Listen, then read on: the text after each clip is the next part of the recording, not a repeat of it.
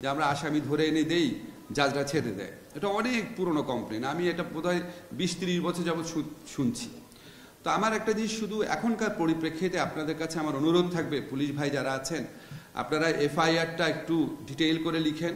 অনেক সময় এজাহার অনেক তথ্য থাকে না, কিন্তু আপনি এফআইআর লেখার সময় এটা তো আপনার হাতে, আপনার তো সেই এফিসিয়েন্সিটা আছে।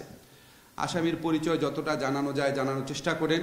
বিশেষ করে যখন ফরওয়ার্ডিং দিবেন, অ্যারেস্ট করার ক্ষেত্রে তো আপনার ফরওয়ার্ডিং দেওয়ার অথরিটি আছে। ফরওয়ার্ডিংয়ের মধ্যে যথেষ্ট তথ্য দিয়ে আসামির ইনভলভমেন্ট এবং আসামির পরিচয়টা ভালো করে আইডেন্টিফাই করে দিন, তাহলে আমাদের বিচারকদের সিদ্ধান্ত নিতে সুবিধা হয়।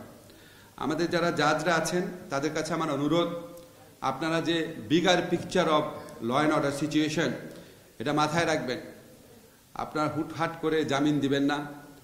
জামিন পাওয়ার পরে একজন মানুষ দেশের আইন শৃঙ্খলা পরিস্থিতির জন্য যদি ভয়াবহ হয়ে ওঠেন, যদি পালিয়ে যাওয়ার চেষ্টা করেন, যদি একই অপরাধ আবার করার চেষ্টা করেন, তাহলে সেটা জামিন দেওয়ার ক্ষেত্রে আপনাদের বিচার্য বিষয় হওয়ার কথা।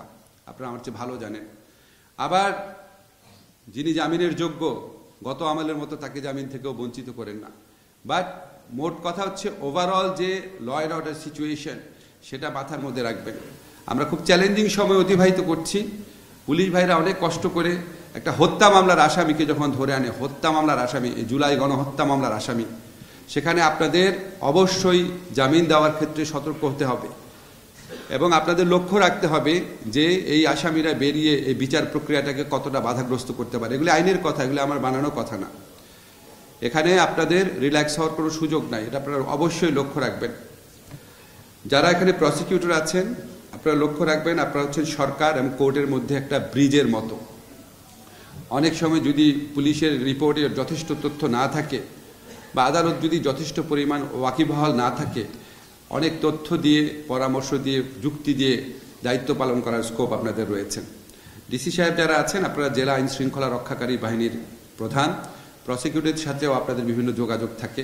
তা আমরা মনে করি এই 4টা প্রতিষ্ঠান যদি আরও বেশি সমন্বয়ের সাথে কাজ করেন, আরও বেশি, অনেক সময় আপনারা দায়িত্বশীল থাকেন, সব ক্ষেত্রে যদি আরও দায়িত্বশীল থাকেন, তাহলে আমরা এই যে বর্তমান সময়ে যে চ্যালেঞ্জটা প্রথমে বর্ণনা করলাম সেটা আরও সাকসেসফুলি মোকাবেলা করতে পারবো।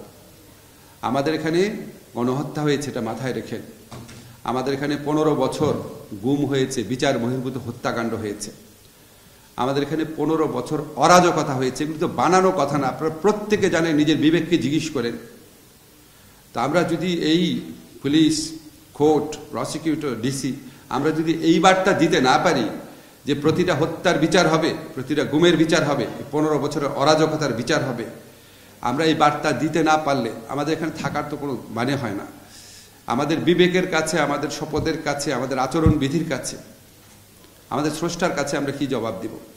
যখন দেশের মানুষ দেখবে রাষ্ট্র এক্সিস্ট করে, পুলিশ আদালত ঠিক মতো ফাংশন করে, তখন এই যে মবক্রেসি, যেটাকে আমরা মবতন্ত্রের বিরুদ্ধে যে আমরা এত বেশি মানে সোচ্চার হই, আমরা এটাকে ভয়াবহ জিনিস মনে করি এই মবতন্ত্রকে, কিন্তু যখন পুলিশ, কোর্ট, আইন শৃঙ্খলা পরিস্থিতি সবকিছু ঠিক মতো কাজ করবে, তখন মবের প্রকোপ আমি মনে করি আরও কমে যাবে।